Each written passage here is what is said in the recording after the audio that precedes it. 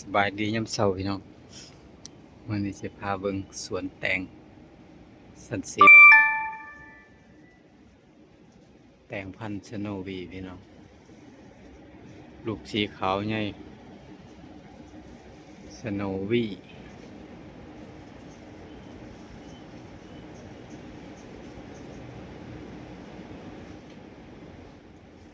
โคตรออกสีแหลมๆลูกใหญ่ยาวพี่น้องปลูกใส่น้ำพันธุ์นี่บ่ดกแต่ลูกใหญ่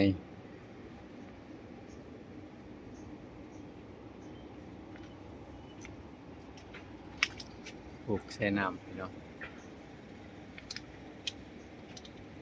เมื่อก่อนหัวงอกก้นแหลมมันเริ่มจะโตแล้ว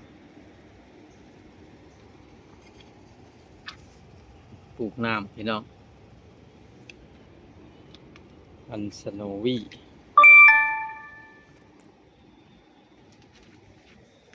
อันนี้โมเมนต์พันธุ์ชโนวีสีเหลืองแล้ว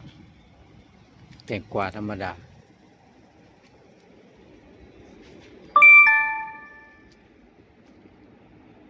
เบิ่งเพิ่นพี่น้องมันหลอดตะไคร้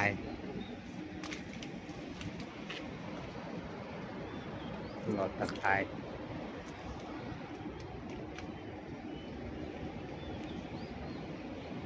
แตง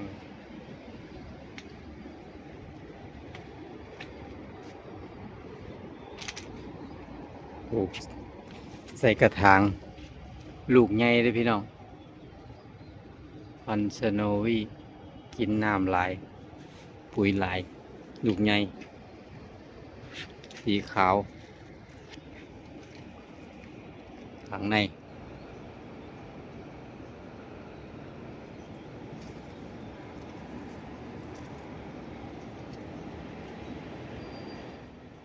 สีขาว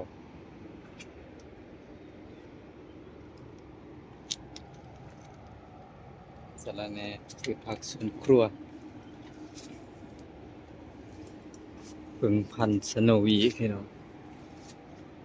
ลูกใหญ่วะ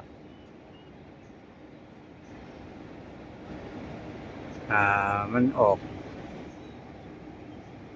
เต็มหน่วยมันจะใหญ่เท่าใด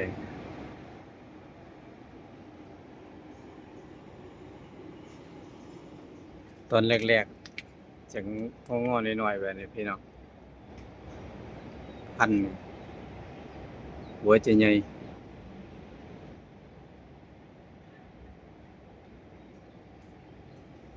แต่พอโต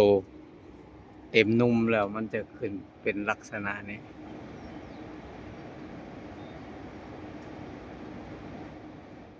พันธุ์ชโนวีเห็นว่า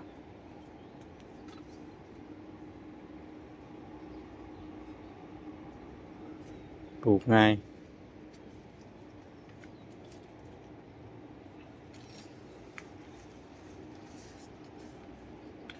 ขอขอบคุณที่เขามาเบิ่งมาชมขอขอบคุณที่เขามากดติดตามสลัดกำลังสวยเลยพี่น้อง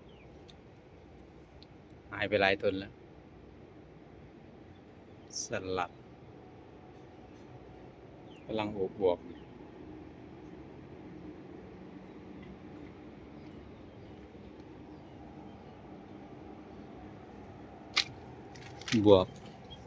ปลูกใส่น้ำกินน้ำหลายพี่น้อง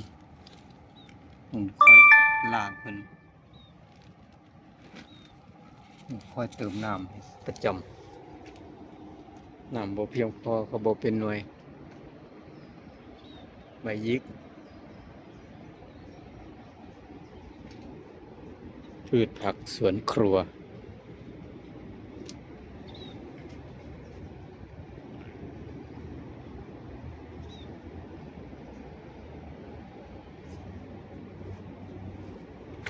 พริกกระเจี๊ยบเจี๊ยบเขียวพี่น้อง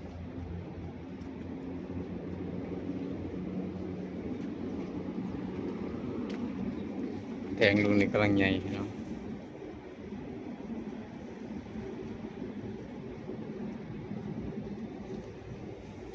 ลูกกำลังใหญ่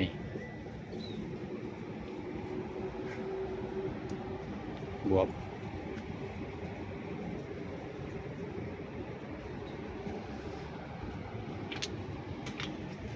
บ่สมบูรณ์ลูกนี่บ่สมบูรณ์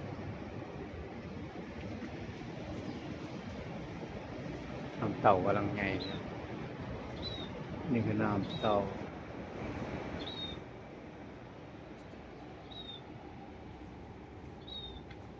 แต่นี่บ่สมบูรณ์บ่มักลม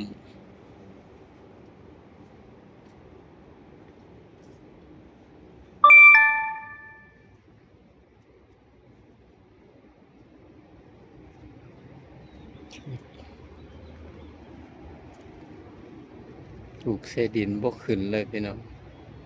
สลัดขึ้นยากใช้น้ำขึ้นเร็วกว่ามีก็เศษดินสลัดว่าสิเติบโตได้แต่ลูกลูกหิวเขาวแล้วบ่ได้ซื้ออาหารมาให้มัน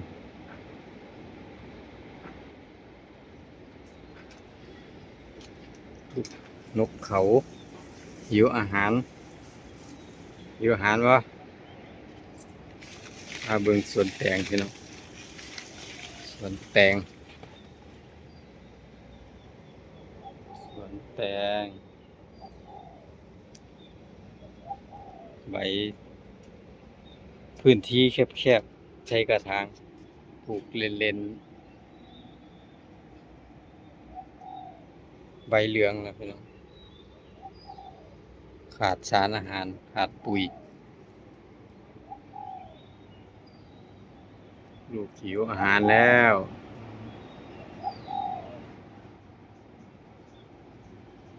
ขอขอบคุณที่เขามาเบิ่งมาชมคลิปขอขอบคุณที่เขามากดติดตามขอให้จงมีแต่ความสุขความเจริญไว้พบพอกันคลิปใหม่พี่น้องคลิปนี้ผมขอกล่าวคำว่าสวัสดีครับ